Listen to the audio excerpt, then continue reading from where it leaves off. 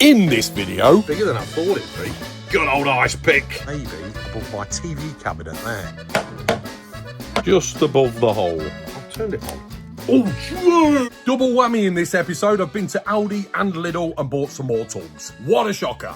And I bought more than I expected, so I'm probably going to split this into two videos. You remember, I bought that filing cabinet there from the Anchor surplus store in Nottingham, storing all my tools and whatnot. And I also picked up something really cheap that we could use for shelving and racking and storage. One of the things that I've picked up from Aldi has got a bit of a dual purpose. So I hope you're having a great weekend.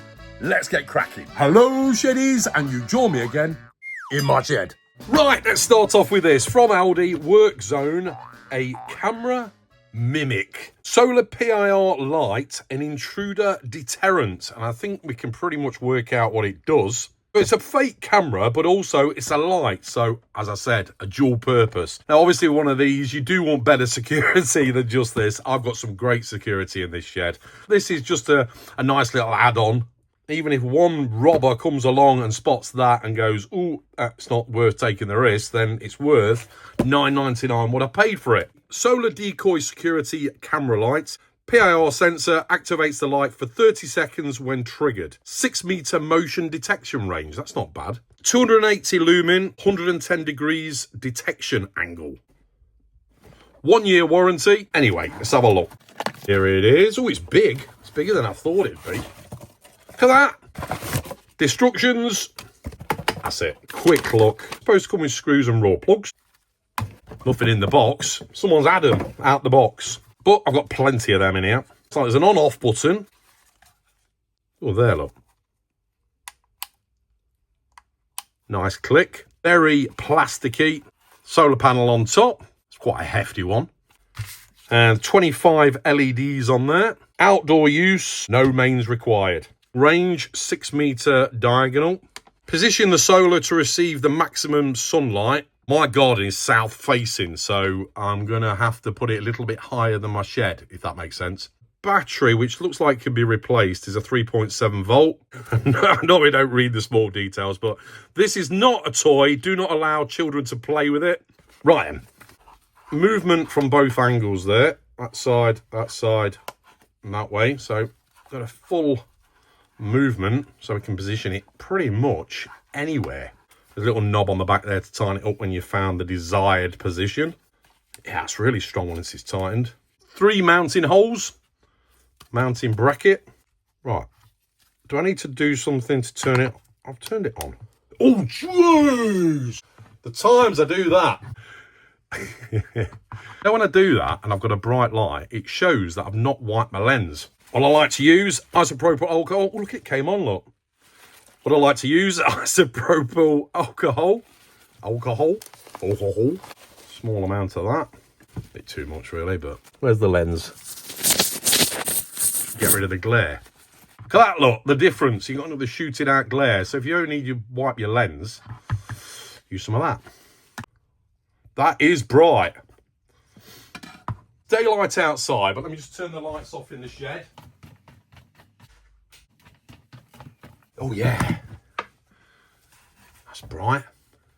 That's enough anyway. If nothing else, if you just want to use it as a light, it's directed in one area, like in front of your shed door or workshop door. So I want to fix this up in the garden, but it's not dark yet, so I want to film that. Right, we'll come back to it. Turn the lights back on. So overall, so far, very impressed.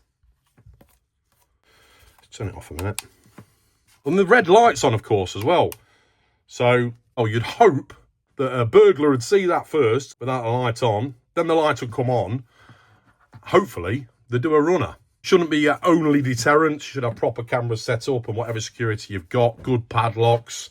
But I think what we'll do is wait for it to go dark, fix it up, and we'll come back to it. But I was thinking maybe up there, but then I thought maybe above my TV cabinet there. Yeah, I really need to paint this TV cabinet up, but I've just put the bracket up there.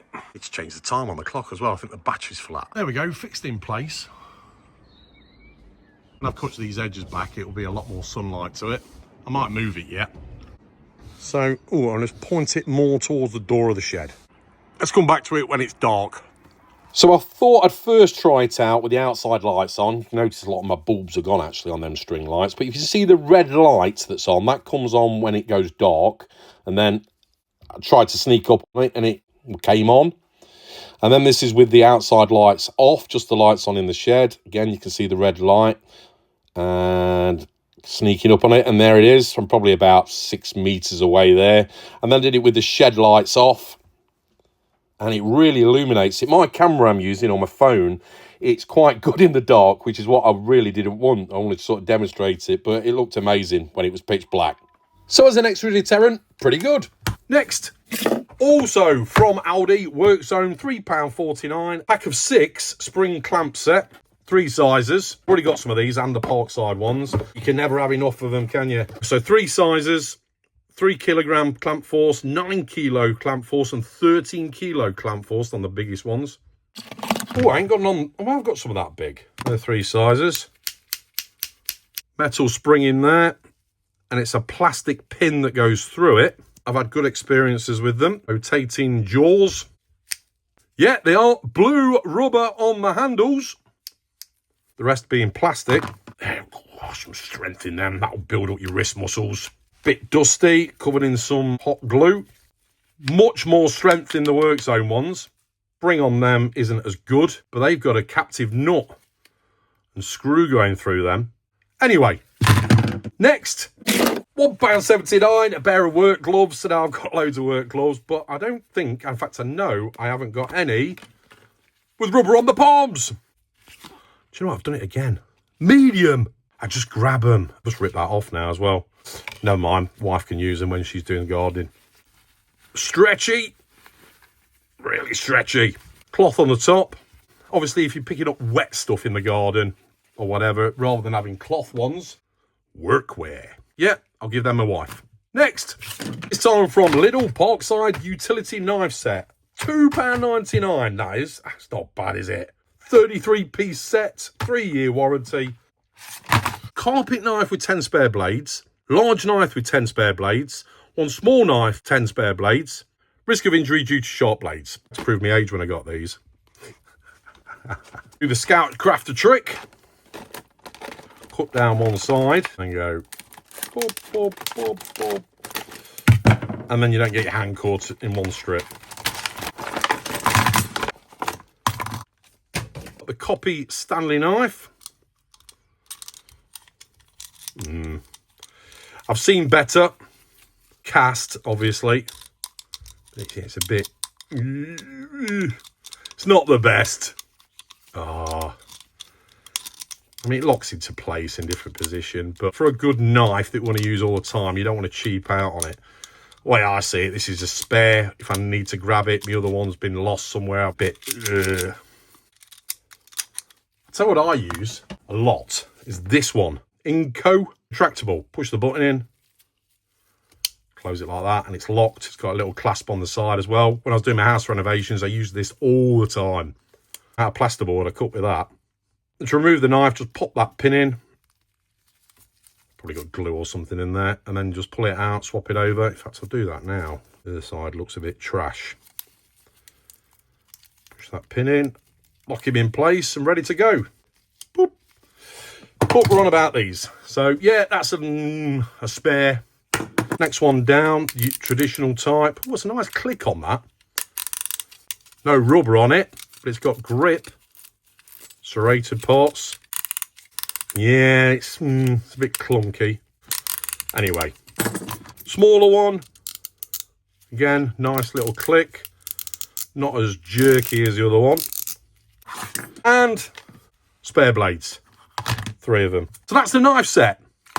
Next, Patex superglue. Now, I saw this, it's only £1.99, but I was curious, is that an activator? It's called plastic liquid. 2-part glue system. I've already got loads of superglue with the big tins of activator, but I'm just curious to know what you get in there. Ideal for plastics, vinyl, acrylic, glass, PVC, nylon, polyethylene. Activate before gluing. So Patex, I don't think I've had anything from there before. Again, these were from Lidl, the middle aisle. Oh, it is. Plastic activator. Tip for the glue. Oh, it's like a felt tip. How does that work then?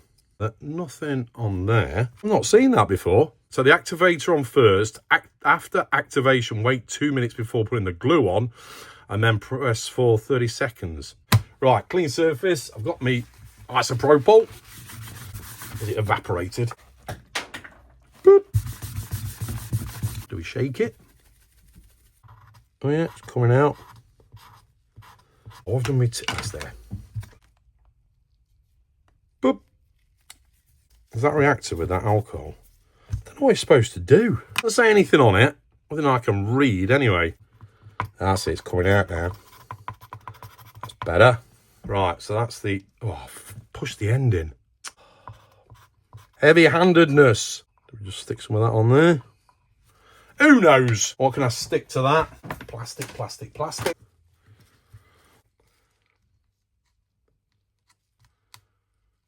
Oh, yeah.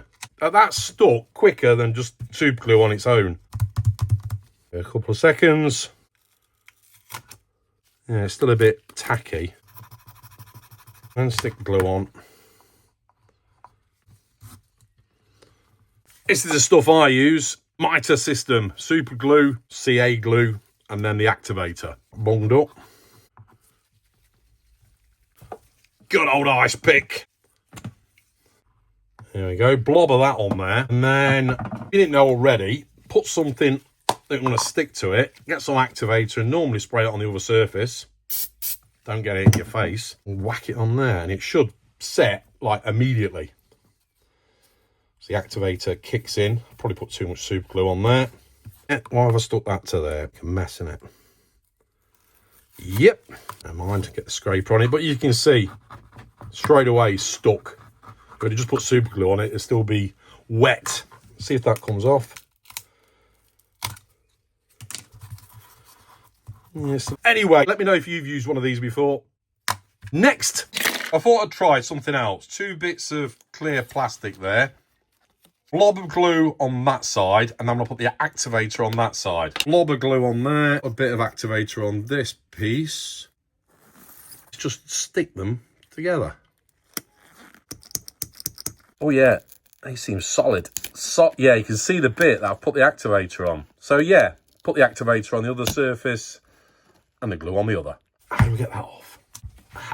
Good old cutting board. That'll do. Right, next. Talk about bringing the mountain to Mohammed. Got these. Zoom out a little bit. Right, so these are 50 pence each. As you can see, I don't know what sort of plastic it is, but they are plasticky. And what they are, I think, is like walkways that they must use in the military.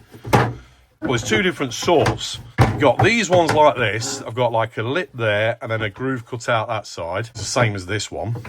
And then you've got these ones that are like the caps that you put in afterwards. Now, I didn't see many of them in there, but I might go back and have a hunt down for any more. There was a big pile of them, actually. The majority of them are like that, but we can probably cut these down. And what I was thinking of doing is making shelving out of them. I was trying to find a solution for rolls of tape. Maybe a cap the ends off, and we could put tape in there, put some screw holes in the back, and screw it to a wall, or wherever. Now, I think, there's another one, look. I think what happened when you make it into a walkway is they went like that, and then like that, so on and so forth. This one sort of capped them off, like that. Same with that one. So it's like a good surface there, good surface underneath. To pull them out, you've got this little cutout here. Oops.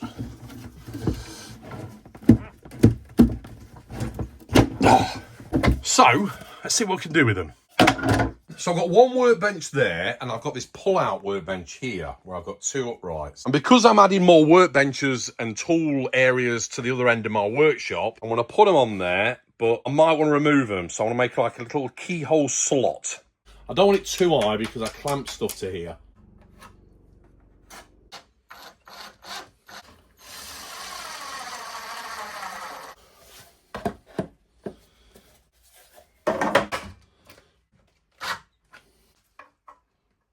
$250 mil. Length of it is 595 mil. So half of that is 297.5. Half of 250, 125. 250 that way. Marked them on the other side.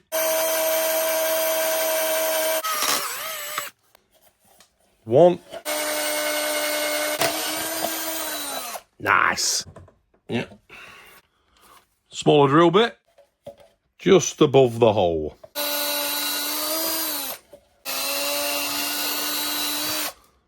Lovely. My little pad saw set.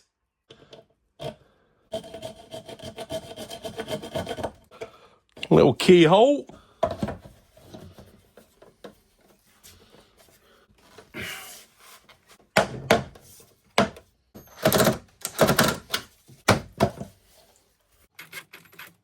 Both sides done.